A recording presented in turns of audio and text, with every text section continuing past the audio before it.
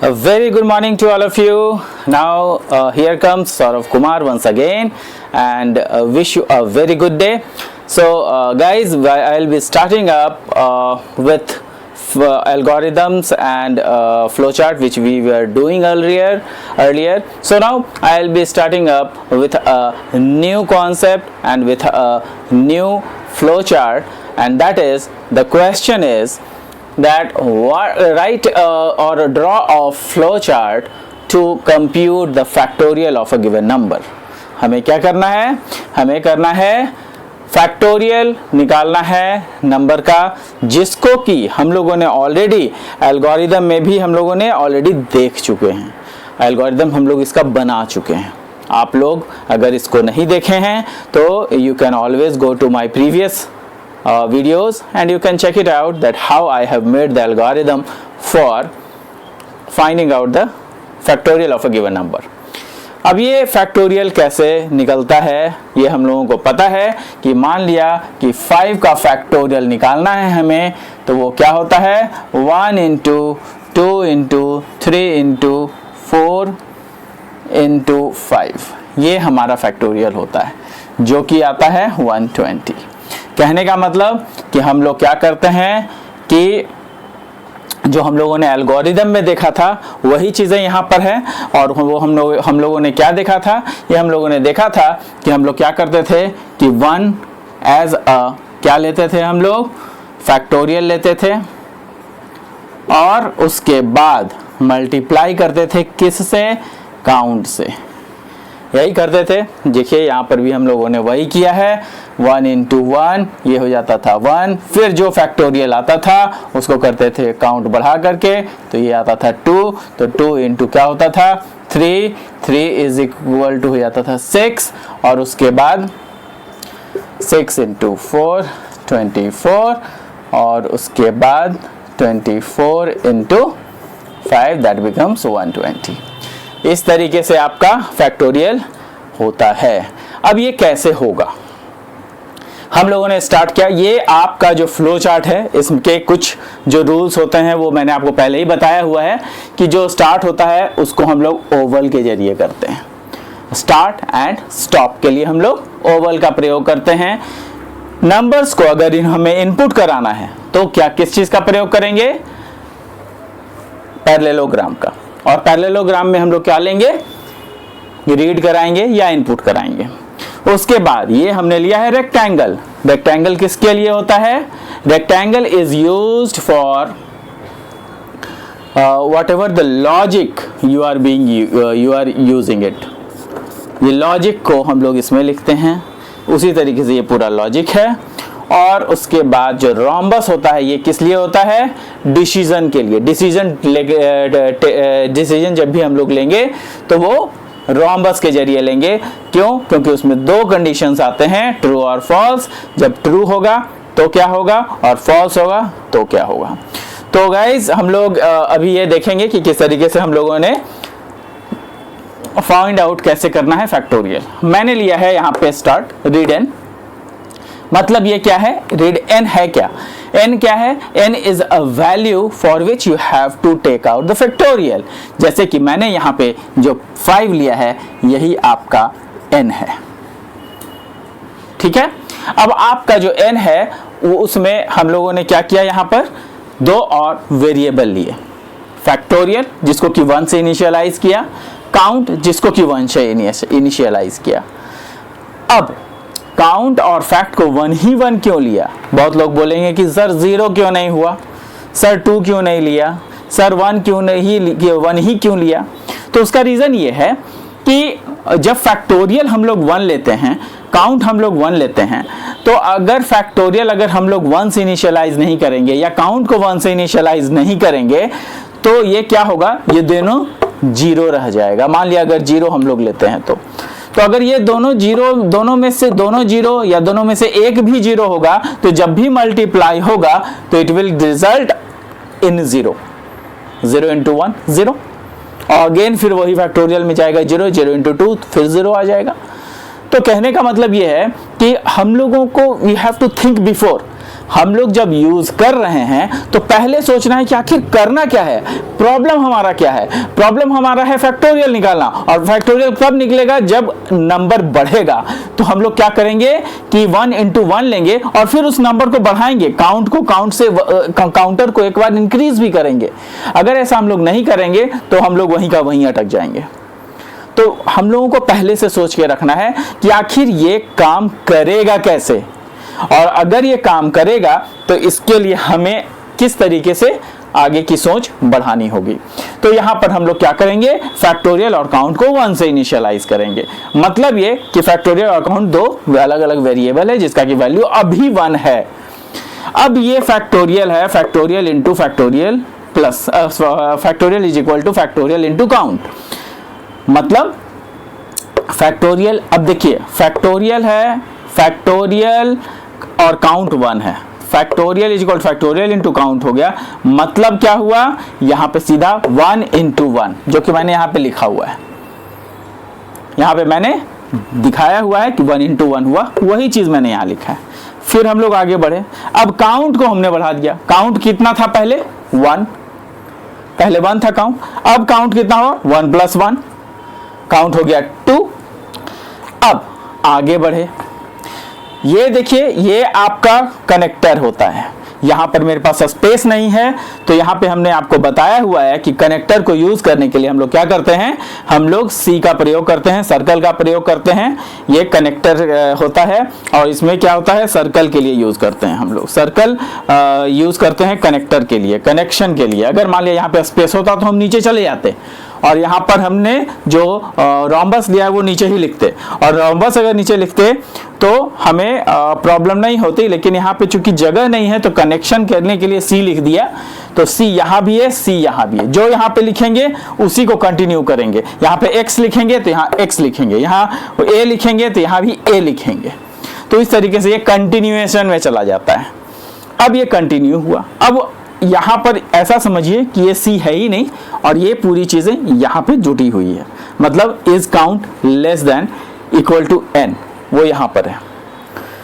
तो अब यहां पे हम लोग का काउंट कर रहे हैं कि काउंट जो है less than equal to n हो गया। क्या n कितना था आपका 5, तो अभी हमारा जो नंबर है वो 5 नहीं हुआ है, काउंटर कितना बढ़ा है, काउंटर तो 2 हुआ है। क्यों, क्योंकि काउंट 1 + 1 किया है, तो काउंट का वैल्यू तो 2 है, तो अभी नहीं हुआ है। तो क्या करेगा, फिर से कह रहा है कि नहीं, आप जो है जब तक काउंटर जो है less than equal to n है तब तक आप फैक्टोरियल को फैक्टोरियल इंटू काउंट करते रहिए।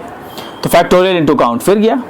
अभी जो फैक्टोरियल है वो क्या है, 1 था फैक्टोरियल, यहां पे देखिए 1 आया है लास्ट वैल्यू, तो 1 है। अब फैक्टोरियल 1 है तो इंटू काउंट, काउंट का वैल्यू अब हो गया 2, तो हो जाएगा नेक्स्ट वाला वैल्यू ये वाला 1 into 2, तो 1 into 2 कितना आएगा 2, वैल्यू 2 आएगा।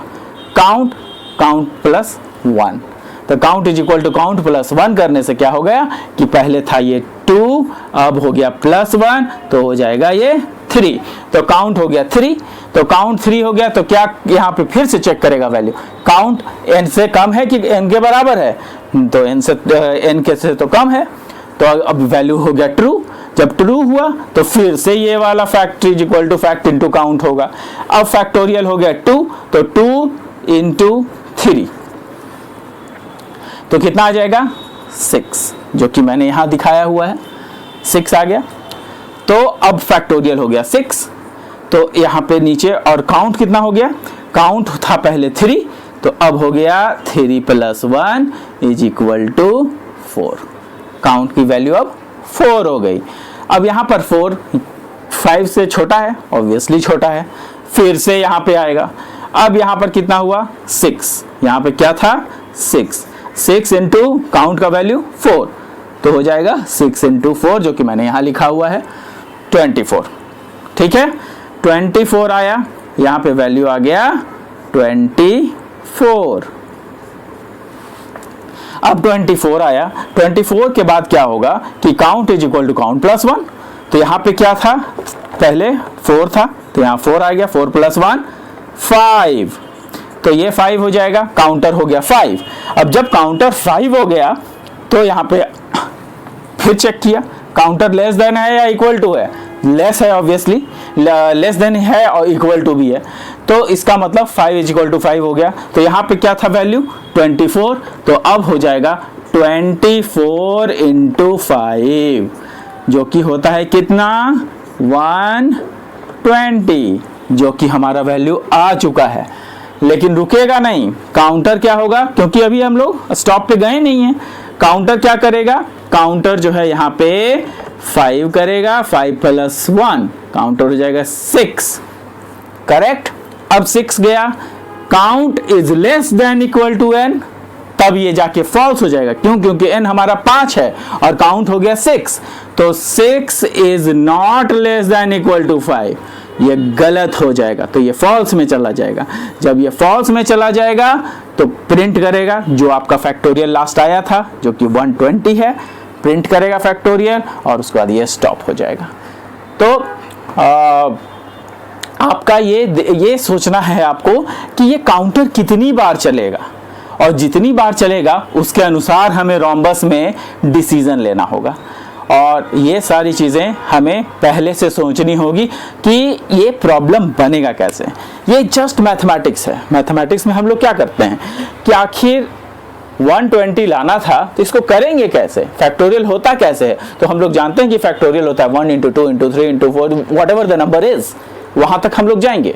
तो उसी को हम लोग जो है अपने एल्गोरिदम में, फ्लो चार्ट में इसको डाल रहे हैं और उसी के जरिए हम लोग जो है इसको बना रहे हैं।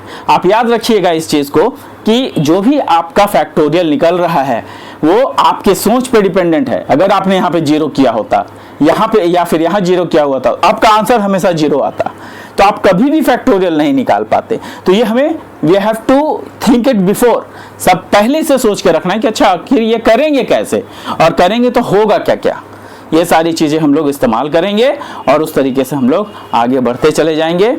होप कि ये चीज़ें आपको समझ में आई हो। एक चीज़ और मैं आपको बता देना चाहता हूँ कि कनेक्टर का प्रयोग हम लोग वहीं पे करते हैं जब पेज खत्म हो जाए, पेज दूसरा पेज लाएं, दूसरा पेज में लिखना है तो हम लोग कनेक्टर का प्रयोग करते हैं, वरना हम लोग ऐसे ही डायरेक्ट लिखते चले जाते हैं। अगर यही चीज़ें यहाँ पर अगर मैंने बनाई होती रोम्बस, तो ये जो आपका ट्रू होता ये वाला, ये नीचे से इधर आके इधर इसमें अटैच हो जाता है, ऐसा यहाँ पर से नीचे से आता और इसमें अटैच हो जाता। लेकिन चूंकि हमारे पास जगह नहीं था तो हमने उधर से बनाया है उसको, और कहीं कोई प्रॉब्लम नहीं है, आप किसी भी तरीके से बनाइए, लेकिन बस आपका जो लॉजिक है वो क्लियर होना चाहिए। जब भी आप फ्लो चार्ट बनाते हैं तो ये ध्यान में रखना है कि आपका जो बनाया हुआ फ्लो चार्ट है वो बिल्कुल सही होना चाहिए, डेटा फ्लो सही होना चाहिए, क्योंकि डेटा फ्लो ही हम लोगों को दर्शाता है कि आपको समझ में आया है या नहीं आया है, और मार्क्स इसी पे मिलते हैं। तो यहाँ पर क्या हुआ कि 120 आया, प्रिंट कर दिया हमने फैक्टोरियल और उसके बाद ये स्टॉप हो गया। कहने का मतलब कि आपका जो पूरा फैक्टोरियल था वो इसमें, अब किसी का भी फैक्टोरियल इसमें डालिएगा ये बन जाएगा। इसी को हम लोगों ने पहले भी एल्गोरिदम में स्टेप 1 लिखा था, स्टेप 1, स्टेप 2, स्टेप 3, इसको अलग अलग भी हम लोग लिख सकते हैं, हमने साथ में लिख दिया step 4, step 5, step 6, step 7, step 8। तो इस तरीके से जो है आपका पूरा स्टेप्स कंप्लीट हो जाता है। और ये एल्गोरिदम में हम लोग क्या करते हैं, ये डायग्राम हटा देंगे, बाकी सारी चीज़ें वैसे ही लिख देंगे। तो this is all about the factorial of a given number. Hopefully आपको समझ में आया हो, and we will move to the next flow chart. So guys, here is another problem now. So another problem is for you, और ये हम लोग algorithm इसका हम लोग ऑलरेडी बना चुके हैं। और ये एल्गोरिदम क्या बना चुके हैं, और ये एल्गोरिदम है आपका रिवर्स, किसी भी नंबर का रिवर्स फाइंड आउट करने के लिए। ऐसा एल्गोरिदम हम लोगों ने पहले बनाया हुआ है, उसी को हमने फ्लो चार्ट में तब्दील कर दिया है। आई डिड नथिंग, कुछ नहीं किया हमने जो भी चीजें एल्गोरिदम में थी उसी को हमने बस लाइंस में लिख दिए हैं और कुछ नहीं किया है मैंने। सब कुछ आपको यहाँ पे विजिबल हो जाएगा। अभी देखिएगा कि हम लोग रिवर्स निकालने वाले हैं किसी भी नंबर का, तो ये कैसे निकलेगा। तो हम लोग पहले से जानते हैं कि जो रिवर्स निकालते हैं, तो सबसे पहले मान लिया कि आपके पास 678 एक नंबर है, आपके पास क्या है, एक डिजिट है 678, कोई भी एक नंबर ले सकते हैं। मैंने यहाँ पे 678 लिया है। अगर ये 678 एक नंबर है तो उसको अगर हमें 876, इसका जो 678 का जो रिवर्स हो जाएगा वो क्या हो जाएगा, 876 होगा। और ये कैसे होगा, किस तरीके से होगा, ये हम लोग अभी देखेंगे। तो सबसे पहले ये सोचना है कि भाई ये जो 678 है, इसमें से सबसे पहले 8 निकाला जाएगा, उसके बाद 8 को लिखा जाएगा, फिर 7 निकाला जाएगा, 7 को लिखा जाएगा, तब उसके बाद 6 को निकाला जाएगा और 6 को लिखा जाएगा। इस तरीके से काम होगा। निकालेंगे कैसे, जो सबसे बड़ी मुद्दा है कि किसी भी नंबर में से किसी एक नंबर को निकालना कैसे है। तो इसका सबसे बेहतरीन जो निकालने का तरीका है वो ये है कि हम लोग उसको क्या करते हैं कि उसका रिमाइंडर फाइंड आउट कर देते हैं। रिमाइंडर फाइंड आउट कैसे करते हैं, तो किसी भी नंबर को 10 से भाग दीजिएगा तो उसका जो शेष फल नीचे बचेगा, भागफल नहीं, ये भागफल होता है, ये शेष होता है। तो जो रिमाइंडर बच जाएगा वो उसका 10 से भाग देने पर, तो वो उसका जो है इसी को हम लोग स्टोर कर लेते हैं। जैसे मैंने यहाँ पर क्या किया है, 678 को 10 से भाग दिया तो 6 जा 60, फिर 7 जा 78 था यहाँ पे, फिर उसका 7 जा 70 हो जाएगा, यहाँ पे 8 नीचे आ जाएगा और जो कि आपका अलग रिमाइंडर हो गया। तो रिमाइंडर निकालने का जो तरीका होता है वो हमारे पास है परसेंटेज। कैसे फाइंड आउट करते हैं, इसको परसेंटेज के द्वारा फाइंड आउट करते हैं। इसको बेसिकली कहा जाता है मॉड्यूलस। क्या कहा जाता है, मॉड्यूलस। तो इसमें जो है इसको हम लोग मॉड्यूलस के द्वारा फाइंड आउट करते हैं। तो 678 मॉड 10 कर दिया हमने, तो 678 मॉड 10 करेंगे तो ऑब्वियसली जो आपका भागफल आएगा वो 67 हो जाएगा। यही हमारा नंबर है और ये जो है हमारा 8 है। क्या है 8, ये 8 जो है वो रिमाइंडर है। यही नंबर जो है हमारा बाद में डिजिट हो जाएगा। अब ये कैसे क्या करेंगे, सो देखिए अभी आपको लग रहा होगा कि पता नहीं सर कैसे कर रहे हैं। बहुत ही आसान तरीका है। हमने स्टार्ट किया, एक इनपुट नंबर ले लिया, नंबर हमारे पास क्या था 678 नंबर लिया हमने। रिवर्स को 0 लिया। क्यों रिवर्स को 0 लिया, क्योंकि हमने आगे reverse is equal to reverse into 10 plus digit करना है। क्यों करना है, क्योंकि जो रिवर्स होता है, मान लिया कि आपने यहाँ पे 678 लिया हुआ है, इसको अगर हमें उल्टा करना है तो फिर ये 8 हमें यहाँ से 8 निकला, लेकिन इस 8 को लिखेंगे कैसे। इस 8 को लिखने के लिए क्या करना पड़ता है कि रिवर्स हमें इस तरीके से लिखना पड़ेगा। क्यों, 0 इंटू 10 0 प्लस 8 कर देंगे तब ये 8 आएगा। अब डायरेक्टली आप सोचते कि भाई यहाँ पर तो सर डिजिट आ ही गया और डिजिट जो है यहाँ पे 8 आ गया, डायरेक्टली 8 डिजिट लिख तो देते, लेकिन नेक्स्ट नंबर को इसके साथ कंक्लूड कैसे करेंगे, वो एक अलग प्रॉब्लम आ जाएगा। तो इसके लिए हम लोग क्या करते हैं, सबसे पहले जो नंबर है उसको हम 10 से क्या करते हैं, मॉड के थ्रू निकाल देते हैं। यहाँ पे ये आपका मॉड आ गया, ये मॉड है। अब ये मॉड के थ्रू जो है हम लोग डिजिट निकाल लेंगे, मतलब जो डिजिट होगा वो क्या आ जाएगा, रिमाइंडर। यही आपका रिमाइंडर डिजिट हो जाता है, ये आपका डिजिट है। तो डिजिट क्या हो जाएगा 8, ठीक है। यहाँ पे हमने भागा दिया, 8 आ गया, तो हमारा डिजिट में क्या आ गया, यहाँ पे हमारा 8 आ गया।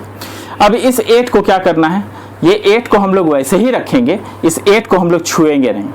अब हम लोग देखेंगे कि रिवर्स हमने लिया था, तो reverse is equal to reverse into 10 plus digit, मतलब रिवर्स का अभी 0 है तो 0 इंटू 10 प्लस डिजिट। तो 0 इंटू 10 तो कर देंगे, प्लस डिजिट यही 8 है, तो ये यहाँ पे 8 आ जाएगा। जब यहाँ पे ये 8 आ जाएगा तो इसको अगर आप देखिएगा तो इज इक्वल टू टोटल 8 ही रहेगा। ठीक है, तो एक नंबर जो हमें बाद में सबसे बाद में लिखा हुआ था वो सबसे पहले आ रहा है, आप यहाँ पे देख रहे होंगे। आगे बढ़िए, आगे देखते हैं क्या होता है। Num is equal to num by 10, num is equal to क्या है, नम बाई 10 है। Num is equal to num by 10 कहने का मतलब ये होता है कि जो भी आपका नंबर था उसको हम 10 से भाग देने वाले हैं। तो नंबर हमारा कितना था, नंबर था हमारा 678, और 678 को 10 से भाग देंगे तो कितना आ जाएगा, ऑब्वियसली 10 से भाग दीजिएगा तो ये जो भागफल है वही नंबर हो जाएगा आपका। तो ये यहाँ पे मैंने क्लियरली आपको शो कर दिया है कि जो भागफल है वो 67 है, और ये 67 जो है वो हम लोग क्या करेंगे, इस 67 को हम लोग लाएंगे और सीधा इस 67 को यहाँ पर डिजिट में, डिजिट के जरिए, सॉरी नम के जरिए हम लोग ये 67 को स्टोर कर लेंगे। क्यों स्टोर कर लेंगे, क्योंकि यहाँ पर से 8 तो हमारा निकल गया, ये 678 था तो इसमें से 8 हमारा निकल गया, बच गया यही 67 जो कि यहाँ पे है। तो हम लोग अब इस 67 पे ही काम करेंगे, ना कि इस पर, क्योंकि ये तो हमारा स्टोर चला गया, ये हम लोग स्टोर में रख लेंगे। बाकी बच जाएगा 67, तो ये 67 हम लोग अब इस 67 पे काम करेंगे। Num is equal to num by 10 कर लिए, तो नम इज इक्वल टू कितना था, यहाँ पे नम था 678 बाई 10 जो कि आपका आ जाएगा 67। अब यहाँ पे देखिए हम लोग चेक करेंगे क्या जीरो नम जो है 0 से बड़ा है, ऑब्वियसली बड़ा है, ट्रू तो है। 0 से अगर बड़ा है तो वो फिर से आपका रिपीटेशन करेगा। अब रिपीटेशन में क्या होगा कि यहां पर सबकी वैल्यूज चेंज हो गई है। यहां पर देखिएगा कि जो नम है वो क्या है, नम 0 से अगर बड़ा है तो हम लोग फिर से यही काम करेंगे, मतलब digit is equal to num percent 10। तो ये एक पहला बार जो लूप था वो खत्म हुआ, इसीलिए मैंने यहाँ पे नंबरिंग कर दिया है 1। क्यों, क्योंकि एक बार का काम हो गया। अब ये दूसरे लूप के लिए जा रहा है, तो यहाँ पर जो डिजिट की वैल्यू होगी, जो डिजिट की वैल्यू होगी वो डिजिट कितनी होगी, डिजिट हमारा कितना आया था, जो डिजिट है वो हमारा 67 हो जाएगा। क्यों हो जाएगा 67 डिजिट, क्योंकि लास्ट में नंबर ही हमारे पास उतना ही आया था। बात समझ में आ रही है, जो डिजिट है और जो नंबर है दोनों एक ही चीज है जिसको कि हम लोग अलग अलग कर रहे हैं। तो यहाँ पर जो डिजिट है वो कितना बच गया था, 67, यही नंबर था जो कि हम लोगों ने निकाला था। अब यही 67 को हम लोगों ने एज ए डिजिट लेंगे, इसीलिए क्योंकि नंबर हम लोगों का जो 678 था वो 678 को हम लोगों ने प्रोसेस किया, तो ये प्रोसेसिंग तो हो गई, लेकिन यहाँ पर क्या कर रहे हैं हम लोग कि जो 67 है उसको स्टोर कर रहे हैं नम में। तो अभी यहाँ पर जो डिजिट है वो डिजिट को किस तरीके से तोड़ेंगे, तो डिजिट जो है वो बाकी का बचा हुआ पार्ट, जैसे नम, तो नम कितना बचा हुआ है, 678 था पहले, अब लेकिन नम कितना हो गया है, देखिए नम इज इक्वल टू कितना हुआ था 67। तो अब यहाँ पर जो वैल्यू नम की हो जाएगी वो सेकेंड बार जो आपका लूप चल रहा है उसमें नम की वैल्यू हो जाएगी 67। और अब यहाँ पर 67% मतलब मॉडुलस 10 करेंगे तो आपका जो है यहाँ पे देखिएगा हमने 67 मॉडुलस 10 किया है, आपका बच गया 7। क्या आ जाएगा आपका 7 आ जाएगा। अब ये 7 बच गया। अब इस 7 को हम लोगों ने अलग कर लिया, पहले हम लोगों ने 8 निकाल लिया था, अब हम लोगों ने 7 निकाल लिया। यहाँ पर 678 है, पहले 8 निकाल लिया था, अब 7 निकाल लिया हमने। अब हमें जो है कैसे क्या करना है, अब इसको जो है हम लोग देखेंगे कि जो डिजिट है वो 67, वो तो 7 निकल गया। अब रिवर्स का दिखेंगे, रिवर्स क्या है, reverse is equal to reverse into 10 plus digit. तो पहले जो रिवर्स था वो था 8, तो अब क्या हो जाएगा 8 इंटू 10 प्लस डिजिट कितना आया 7, तो कितना हो जाएगा 87। ठीक है, वही चीज मैंने यहाँ पे किया भी है, आपका 87 यहाँ आया है। ठीक है, क्लियर है। अब यहाँ पर जो 87 आया है, आप देख रहे होंगे कि पहले 678 था वैल्यू, अब 87 मतलब 87 मुझे आ गया है। ठीक है। अब वो 8 7 हम लोग उसी को क्या कर रहे हैं, num is equal to num by 10, num is equal to num by 10 करेंगे तो क्या आ जाएगा, num यहाँ पर कितना है 67 है। अब 67 बाई 10 क्या हो जाएगा, 67 बाई 10 हमें क्या देगा, 6 देगा, जो कि यहाँ पे आया हुआ है। क्लियर है। तो अब जो हमारा num हो गया वो हो गया 6, पहले था num 67, अब num हो गया 6। ठीक है। तो अब क्या num ग्रेटर देन 0 है, यस अभी भी ग्रेटर देन 0 है num।